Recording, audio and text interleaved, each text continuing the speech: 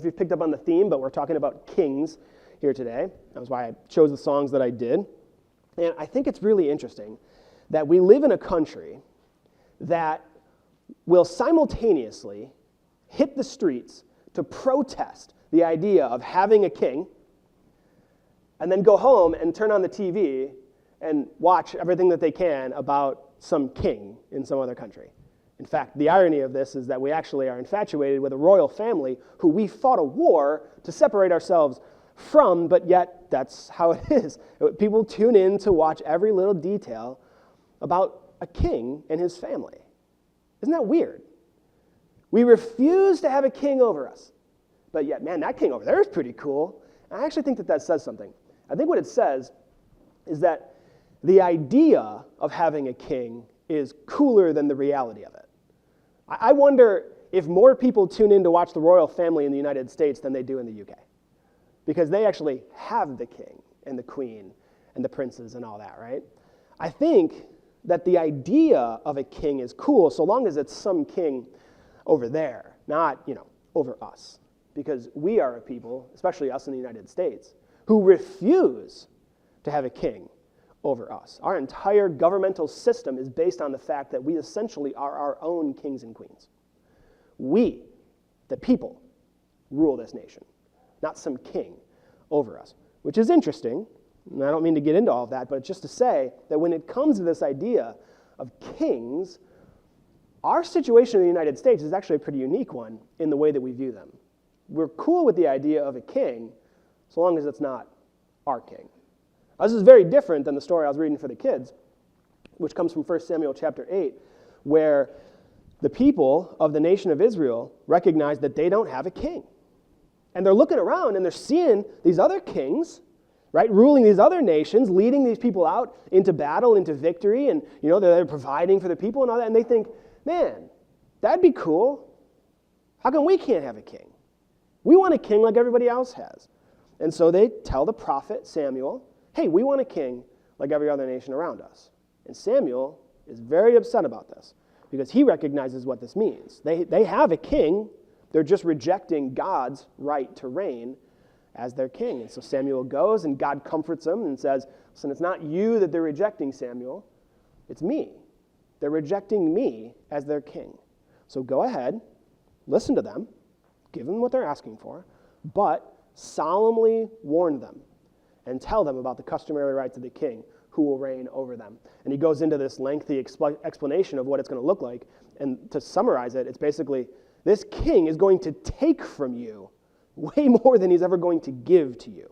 He's going to take your best sons, he's going to take your best produce, he's going to take your best this, your best that, and he's going to use it for himself. And God warns them about that in advance. But he allows them to get what they're asking for, which is a whole message in that, right? Be careful what you ask for sometimes, because God may just give you the worst thing in the world that you've been asking for. So he does. He gives them a king. He actually chooses the king for them.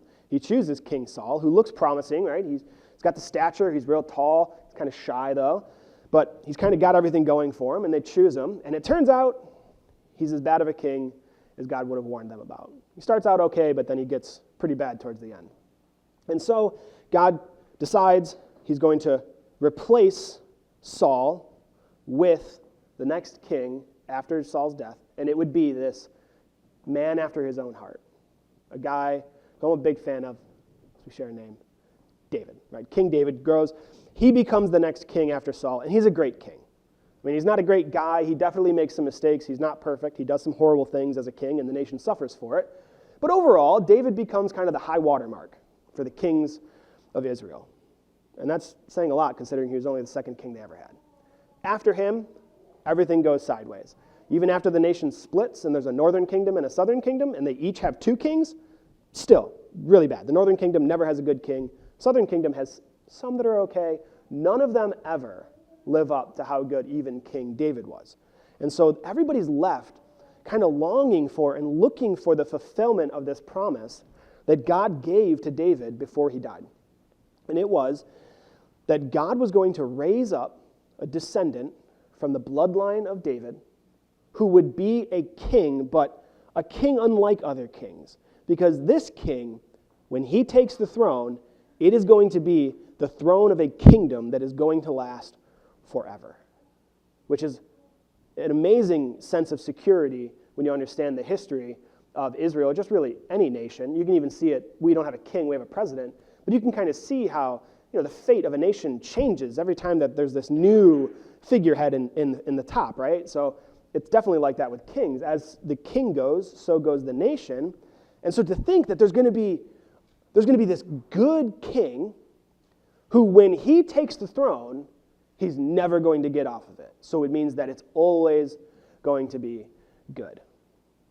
And when you read through this year, when you read through the Kings and the Chronicles, and you see how badly this goes after David, you understand why by the time that Jesus hits the scene, there is so much yearning and so much anticipation for when this king, this son of David, finally comes. And if you remember from last week's passage in Luke, that's exactly what's going on in the story right now. Jesus has said, all right, now, this is the final push. We're going up to Jerusalem. And everybody is super excited because by this time, they've seen what he can do. They've heard what he has to say. They're starting to really get that he is this anointed king, the son of David. Remember last week, the blind man even calls him that. Son of David, have mercy on me. So you got to kind of get that, to sense this anticipation that everybody in the area must be feeling as Jesus is making his way to Jerusalem. Which is why, as we pick up this story in verse 11 now, you find that it says, as they were listening to this, that being Jesus saying, the Son of Man came to seek and save the lost, as they're listening to this, he went on to tell a parable because he was near Jerusalem, and they thought the kingdom of God was going to appear right away. Right? There's all that anticipation. They're waiting for this Messiah to show up, and Jesus is him, they believe. And now he's going to Jerusalem like, this is it, guys. The kingdom is about to show up, and this is going to be awesome. So Jesus tells them this parable. He said, a nobleman traveled to a far country to receive for himself authority to be king and then to return. He called 10 of his servants, gave them 10 minas, one each, and told them, engage in business until I come back. But his subjects hated him and sent a delegation after him saying, we don't want this man to rule over us. And at his return, having received the authority to be king, he summoned those servants he had given the money to so that he could find out how much they had, how much they'd made in business. The first came forward and said, Master, your mina has earned 10 more minas. Well done, good servant, he told him. This is where other translations will say, well done, good and faithful servant. Because you have been faithful in a very small matter, have authority over 10 towns. He gives him 1 mina, which is a decent amount of money, and he says, do business. The guy turns that 1 into 10. He says, well done. For that, you get authority over 10 towns. The second came after him and said, Master, your mina has made 5 minas. So he said to him, you will be over 5 towns. And another came and said, Master, here is your mina. I have kept it safe in a cloth because I was afraid of you, since you are a harsh man. You collect what you didn't deposit and reap what you didn't sow. He told him, I will condemn you by what you have said, you evil servant. If you knew I was a harsh man, collecting what I didn't deposit and reaping what I didn't sow, why then didn't you put my money in the bank? And when I returned, I would have collected it with interest. So he said to those standing there, take the mina away from him and give it to the one who has 10 minas. But they said to him, Master, he has 10 minas. I tell you that to everyone who has, more will be given. And from the one who does not have, even what he does have will be taken away. But bring here these enemies of mine, who did not want me to rule over them, and slaughter them in my presence. Talk about a wet blanket over an excited group of people. Everybody's super pumped because the king is coming to town, and he shows up and he says, right, here's a story for you.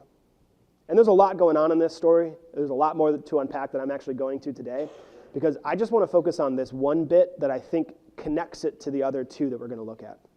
And it's this, that this king went away, this nobleman went away to receive authority to be king, and when people found out about that, they were mad. because they did not want that man to be king over them. But when he returns with his authority to be king, there's a reckoning. He calls those wicked servants, the people in his, what would be his kingdom, he calls them to account, and it says there's a very harsh result. They get slaughtered in his presence. That's going to be what's going to kind of connect this to the other two that we're going to look at. Because this first chunk we might call the parable. The second one we might call the procession. Because from here it says, when he had said these things, he went on ahead going up to Jerusalem. As he approached Bethphage and Bethany, at the place called the Mount of Olives, he sent two of his disciples and said, "Go into the village ahead of you. As you enter it, you will find a colt tied there." Colt being a young donkey, a young mule, on which no one has ever sat. Untie it and bring it.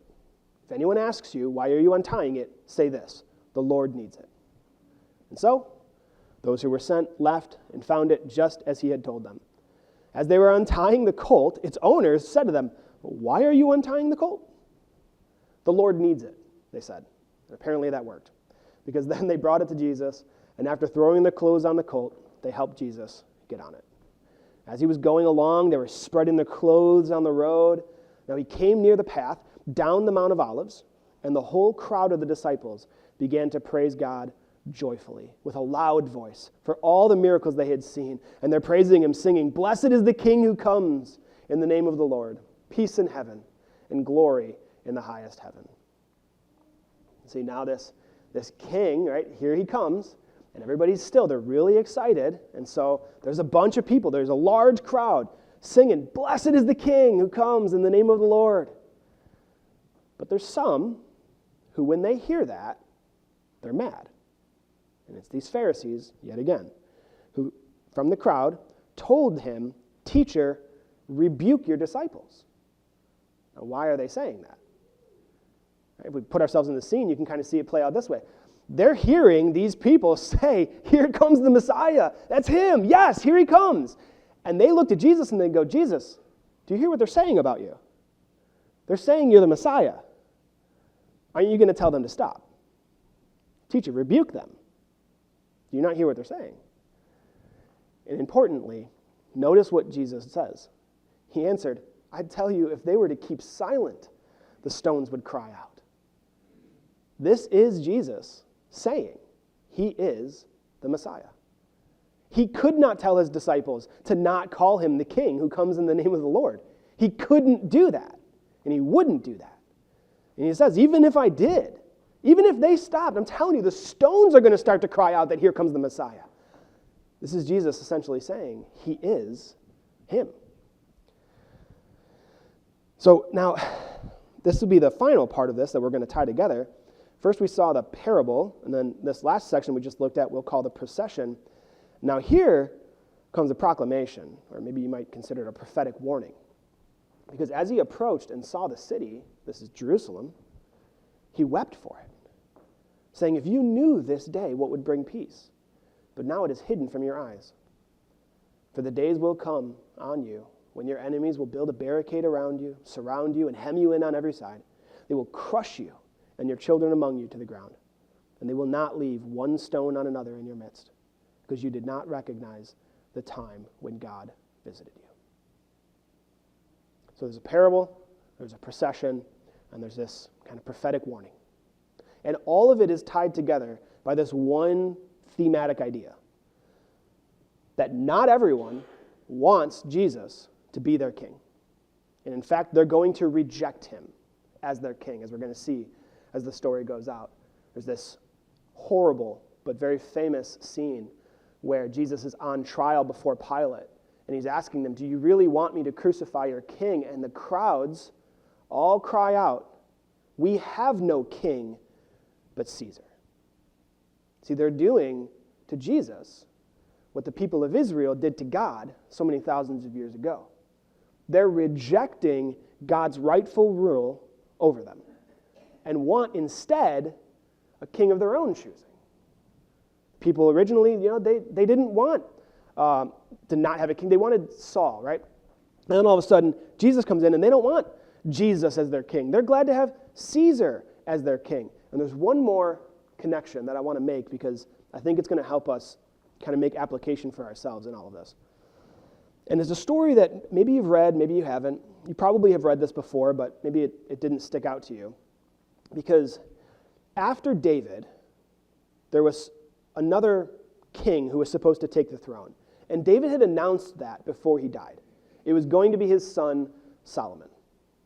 And so as you start the book of Kings, 1 Kings, in chapter 1, the very first thing that you read is that there's already trouble brewing before David dies.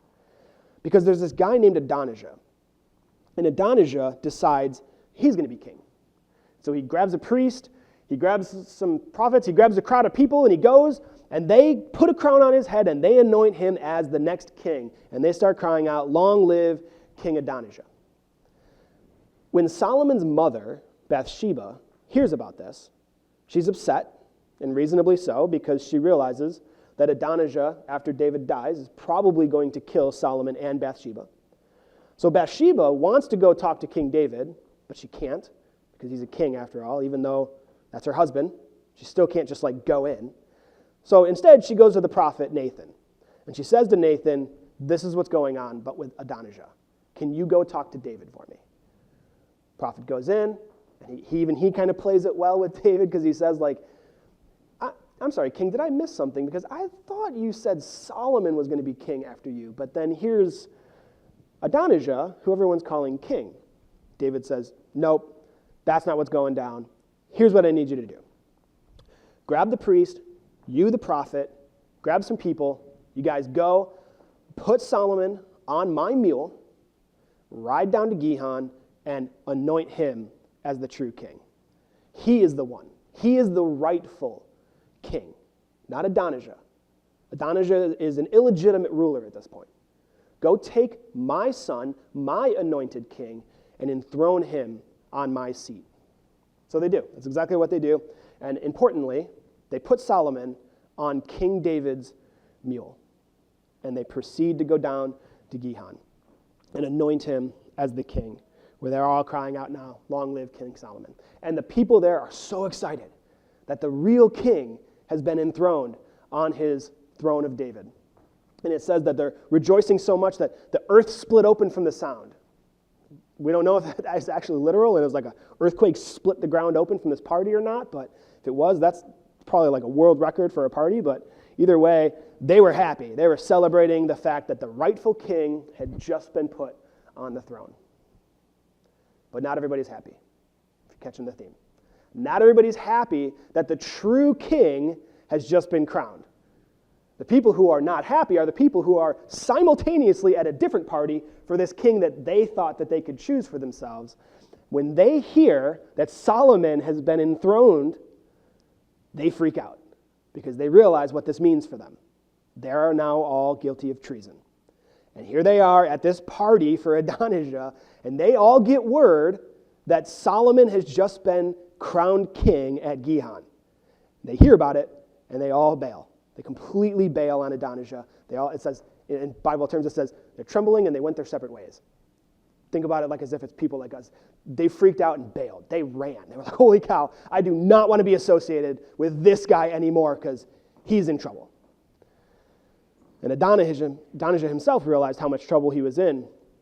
So he does this kind of interesting thing. He goes to the temple complex, to the altar, and he grabs the horns on the corner of the altar, and he's just hanging on there for dear life, literally.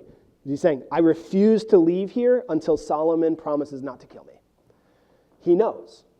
He knows what this means for him as an illegitimate ruler, that the true king has just been crowned. You got it? I know we're like flying through the Bible here today. You got the main theme points from that? Okay, now watch how this connects.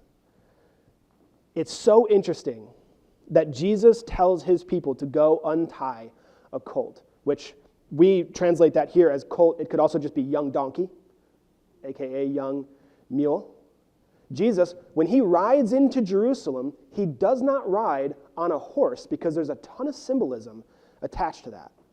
But also, Jesus doesn't just walk in, which is important. So this is completely intentional on Jesus' part. I mean, he's already walked all the way from Galilee, all the way down to Jericho, and all the way up to the Mount of Olives. He can't walk that last little bit into Jerusalem. It's not because he's tired. It's for symbolism. And the symbolism is really important. If he is recognized as the king and he comes in on a horse, the symbolism there is that he's coming in as a conquering king. He's coming in to wage war, to claim this territory for himself. But if he comes in on a mule, like Solomon did, the symbolism is much different. Because he's not coming in to conquer what's not his yet. He's just simply coming in peacefully to claim what's already rightfully his. But not everybody is excited that this king, the rightful king, is coming in to be crowned king. And that's why he tells that parable in the beginning as a warning about he knows what's coming. He knows that he's going to be rejected as their king. And that's why he gives this kind of warning in the beginning and at the end that for those who refuse to honor Christ as the rightful king, there is a terrible fate that awaits them. Because when he comes in his power, he is going to destroy them. And this actually, we believe, has probably played out in phases. Because at the end, remember I told you that he kind of gives this prophetic warning about what's going to happen. About these days that are going to come on them where their enemies are going to barricade around them and kind of crush them and destroy them.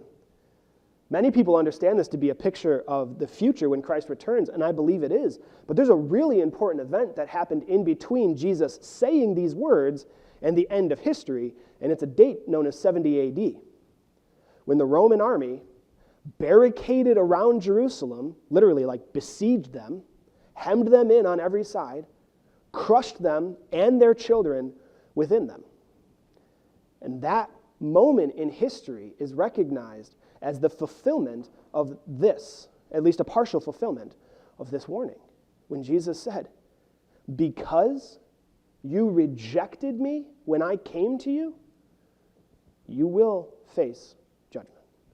That happened in part in 70 AD, and it's going to happen in a much worse kind of way at the end of history when the king returns with his kingdom in full. And so, again, the main point for us here, I think, is to recognize that Christ is king. That's not something that we're waiting for. We're not under the reign and rule of some other king waiting for Jesus to be king. He's already been enthroned on high. That's the purpose of Psalm 2. All the rulers of the world and the people are plotting in vain against God and against his anointed, saying, let us break these chains off of us. And God laughs from heaven and says, I have installed my king on Mount Zion, my holy hill. That has already happened. Jesus has already been crowned as king. When he rode into Jerusalem on that mule, it was just like Solomon riding in. He was truly crowned as the rightful king. He is already king. But not in the way that we long for. We're still in this time of tension. And really what it is, we're in a time of choosing. We can choose to align ourselves with the rightful king, or we can choose to align ourselves with the illegitimate ruler of this age. But what's important for us to know, so important for us to get, is that our eternal fate and destiny is directly connected to the eternal fate and destiny of the king of our choosing. Remember the story of Solomon and Adonijah.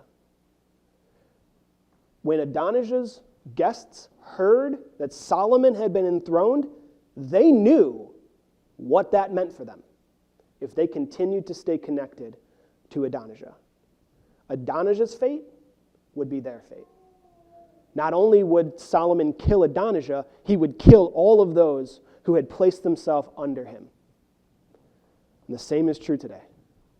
There is another ruler, a prince of the power of darkness. Satan does have power in this world. but he's an illegitimate ruler. And his fate is sealed. And our fate is directly tied to the fate of the king whom we choose. Now, if you choose Christ as your king, well, then your fate is tied to the fate of him. And he has secured a wonderful, glorious, splendid eternity for himself and all of those who belong to him. But if you choose to align yourself with any other king than that, well, then your fate is tied to theirs. And if you align yourself with Satan, if you don't choose Christ one way or another, that actually is who you're choosing, whether you realize it or not, then your fate is tied to the fate of Satan. And if you aren't familiar with the end of Revelation, I would encourage you to read it, because God has prepared a very special eternal dwelling place for Satan. It's known as the lake of fire, the eternal lake of fire. It is a place of eternal conscious torment, built for Satan. And then all of the angels who joined up with him to try and rebel against God, they get to go with him because their fate is tied to Satan's. But then everyone else in this world who chooses to align themselves with Satan, they're going to go there too. But the thing about hell is that it was never built for us. God didn't construct the eternal lake of fire for us. He constructed it for Satan. Which means that every person who dies and goes to hell did so because they chose to. God doesn't force people into his kingdom. He's opened the door wide and sent out the universal invitation. Come, enter through this narrow door, who is Christ my Son. Come and enter. But you have to choose. You have to choose to actually decide to bend the knee joyfully to Christ as your king. To choose anything else is to seal your fate along with Satan's. And that's a choice that we actually get to make. Because even though Christ has been enthroned as king, we're still in a time of choosing. So if you haven't chosen Christ as your king yet, please choose wisely. And don't think that you can just kind of sit on the fence and think, oh, I didn't really choose one way or the other, because the reality is, and I didn't make this line up, but the devil owns that fence. The devil owns indecision. There is choosing Christ and not choosing Christ. Those are the only choices. So choose well. But I also know that a lot of times when I preach a message like this, I'm kind of preaching to the choir. I mean, I hope that at least most of you guys are pretty confidently already having Christ as your king. And so what do we draw from a passage like this for ourselves? I think, and when I think about it, I think about the fact that, like, if Christ is my king, then I can have a lot of confidence in this world. Because my king is undefeated in battle. My king reigns on high. My king laughs at the other kings of this world who try to rebel so hard against him. My king is the king. In fact, he's called the King of Kings, the Lord of Lords. And that's my king. I belong to him. I'm set. Like, I'm secure, right? The victory that he is winning, I get to be a part of. It's like having Josh Allen as your quarterback, and you're up 41-0 in the fourth quarter, right? Like, dude, we got this. Like, this is it, right? We did it. That's what it means for us to have Christ as king. The victory is already ours. We're just waiting for the clock to run out. So we can live in that victory. And one of the ways we can do that is to pray victoriously. Recognize that the true king invites you to come into his presence confidently. And he invites you to come into his presence consistently. And I was thinking about this. Obviously, a president is not a king, but just for the most direct kind of illustration possible for us, imagine that the President of the United States gave you his cell phone number, like his personal cell phone number. And he said, call me when you need me. How many of you would hesitate before hitting send, right? Like, I don't know, is this really that important? He's an important guy. He's got a lot of things going on. He's meeting with heads of state. There's whole things going on in other nations. There's like all kinds of stuff in our country. There's managing Congress. There's like he's got a lot of things going on. I don't think I can call him about this. I don't know. Who am I? And I know he gave me his phone number, but I think he was just being nice. I don't think I can actually call him. And I certainly can't be calling him at 1 o'clock in the morning when I wake up in a cold sweat, wondering about this thing that I got going on. I don't think I can call him about these little trivial things I've got going on in my life. Like I've got that number and I'm going to hang on to it because someday I might actually call him for something big and really important. But how many of us would just be like calling him up to chat? Hey, Prez, how's it going? What do you got going on today? Guess what I'm eating for lunch? Like, nobody would do that, right? This is what makes having Jesus as our king so incredible. This is what having an omniscient, omnipotent, all-powerful, all-knowing God as your king is so cool. Because he gives us his personal phone number and says, call me anytime about anything. I'll never be too busy to pick up that phone call. That's what prayer is for us.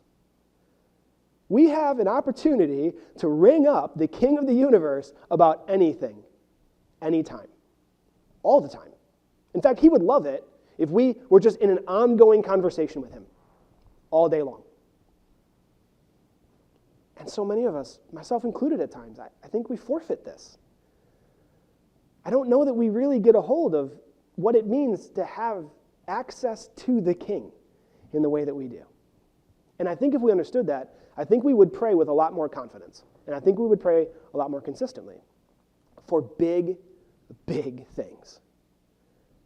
Not just the little things. I think we should pray for the little things. But do you ever find yourself struggling to have the faith to pray for something? Because that's big. Like, I don't know if I can even handle the heartbreak of asking God to do this thing and find out that he's not going to do it. How many of you are praying for the salvation of someone that you know with the confidence that your king can do it? I've been praying that God would grow this church by 50 people by next November. Do you believe that he can do that? Will you pray along with me for that for the next year? Do you believe that God can actually win? Do you think he'll win this nation back? Do you think he'll win this world for himself one day? He will. He is. He already did. The victory is already his. Like I said, we're the Bills in the Super Bowl. 2 minutes left in the fourth quarter. We're up 41-0. We've got this in the bag. We're just waiting for the clock to run out. So the celebration, it can already start. Like, we're on the winning team. I hope that excites you like it does me. And I hope that helps us live victoriously as well, recognizing that sin has no power over us anymore. Do you believe that's true? That's a tough one. If you've ever struggled with addiction or some besetting sin that just never seems to go away, do you believe that sin has no power over you? God said it's true. Sin has no power over you. There is no temptation that will come your way that God has not given you a way out.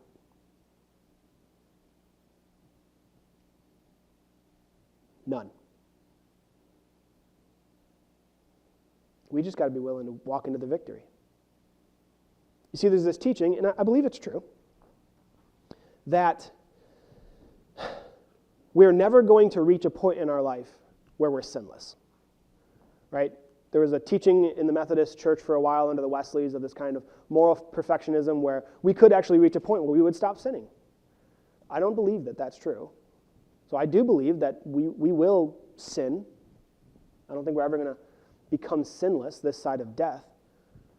But I think what happens is then when we get a hold of that, we use that as an easy excuse to just give in and not actually fight the fight against our flesh that we're told to actively crucify, to put off. The temptation comes, and it seems to come on us with power, and we first go, man, I don't know if I have the strength to say no to this thing. I don't know if I have the strength to walk away from that cookie tray after I've had 15 of them. I don't know if I have the strength to turn my computer off when I start to feel myself go in that direction. I don't know if I have the strength to not flirt with that person at work. Like, I don't know. I don't know if I can overcome this temptation when it comes my way. And we give it more power over us than it actually has, because Christ has already freed us from the power of sin over us. There is no temptation that will come your way that God does not also give you a way out. So don't let the fact that you'll never become sinless stop you from reaching a point where you sin less. I reject the idea that for the rest of my life I will sin every day. I don't think I'll ever get to a point where my life is without sin, but I've met people. I know people right now who sometimes I wonder, when is the last time that you actually sinned? And usually that person will be like, oh, if you only knew. But I don't know, I know some people. And I'm like, I don't believe you're sinless, but you certainly sin less than me, than other people. Right? And that's the thing. That's actually the picture of our sanctification. Christ has already won the victory of sin for us. We are just in the process of learning to walk into that. And a big part of it is recognizing that it really is not so powerful that we can't say no. And another part that is super helpful in this victory over sin is recognizing that shame has no power over you. Scripture says that the power of sin is the law. But what's the power of the law? The power of the law is the shame it produces in you when you look at the law and realize you've sinned. So the power of the law is shame, which means the power of sin really is shame. It goes all the way back to the garden story. The devil's not actually so concerned about getting you to do the sin, to give into the temptation this time. What he's after is the shame that follows, because the shame produces separation. We will walk away from the presence of God, hide ourselves from his holy presence, try and cover ourselves up with the fig leaves of our own good works until we finally feel presentable enough to try and eke our way back into the presence of God. The cross has short-circuited that entire thing. We do not have to be ashamed of our sin. But that's exactly what we do. Right? You sin and you realize you've done it, and what do? You open that closet door, you shove it in as far as you can, and you shut it, thinking that I'll just leave it in there. I don't want anybody to see what I've done. I'll just hide that away. And we think it solves the problem, but it never does, right? It never does. It doesn't go away when you do that, because it's like a mildew that just festers in the dark. The only cure is to recognize the gift that God has given to us called confession, where you go and you open that thing up, you bring out that disgusting thing that's been growing there in the dark, and you go and you find somebody that you can trust, and you say, I gotta talk to you about this. And what you find every time you do that is that the purifying light of God's holy presence in the communion of the saints kills that thing that had been festering in the dark. You got to bring it out into the light. And I'm not saying that next Sunday you stand up here and tell everybody your worst sins. I wouldn't recommend that. I don't know that we can trust each other that much yet. But there ought to be somebody. There ought to be someone in your life. I have those people. And I can tell you that there has never been anything that has helped me overcome the besetting sins in my life like being able to go to a brother in arms and say, I got to talk to you, man. Because I've been struggling with this thing, and I've been doing it on my own, and I'm losing. And they wrap their arms around you and go, Christ's blood covers that too, my friend. Let's talk about what we can do together to fight this thing. We're not supposed to have to try to do this by ourselves. Confession sounds like a scary thing until you've experienced its healing power. And that's why James tells us to confess our sins, not to some priest behind a veil, not to anybody, to one another. Confess your sins one to another that you might find healing. When you do that, you realize that Satan really doesn't have any power over you. The only power that he has over you is convincing you that he has power over you. He is just an illegitimate ruler after all. And if you have Christ as your king, then have in your mind the picture of Adonijah trembling at the altar, pleading for mercy that he not be destroyed. Think about the demons every time Jesus encounters them. What do? They freak out and go, Jesus, don't destroy us now. This isn't the time. Because they know. That's Satan. He's like a lion who's had all of his teeth plucked out, but goes around growling, hoping everybody's still afraid of him. He has no real power over you anymore if you have aligned yourself with Christ, your King. And it reminds me of The Wizard of Oz. Not any of these modern remakes. The old one. The good one. You know, the movie where he's got this big, giant green head that sits in this kind of almost like a cathedral setting, and there's these pillars of fire that come up with smoke and this big giant booming voice, right? Everybody's terrified of this Wizard of Oz because he's so powerful looking. But then if you remember the movie, towards the end, after they've killed the Wicked Witch of the West and bring her broom back, and they're asking him to do what he said he would do, and he's trying to scare him one more time, Toto runs over and he pulls the curtain from this little booth, and they see that this Wizard of Oz is just this little guy in a booth with some levers and mechanisms and a microphone. And the moment that that veil is pulled back, the illusion is gone, and he has no power over them anymore. And they are no longer afraid of him. And they start to tell him what's up. That is a picture of Satan in this age. The only power that he has over us is the illusion of power. Christ has already defeated him. Christ is already seated as the true, legitimate king. And he's our king, if we've chosen him to be so. If not, then heed the words of Psalm 2 as we part. Pay homage to the Son. Recognize him as king. Or he will be angry, and you will perish in your rebellion, for his anger may ignite any moment. But all who take refuge in him are happy. As happy as we're going to be later today when the Bills win their game. Right? Well, I think that's my application for us. It's just live in the victory that is already ours because we serve a king who's already won the battle. Amen? Well then, we've got a couple more things here today. I think we're probably going to go a little long, so let's just take a couple of moments and contemplate what it means that we have Christ as our King as we prepare to take communion together.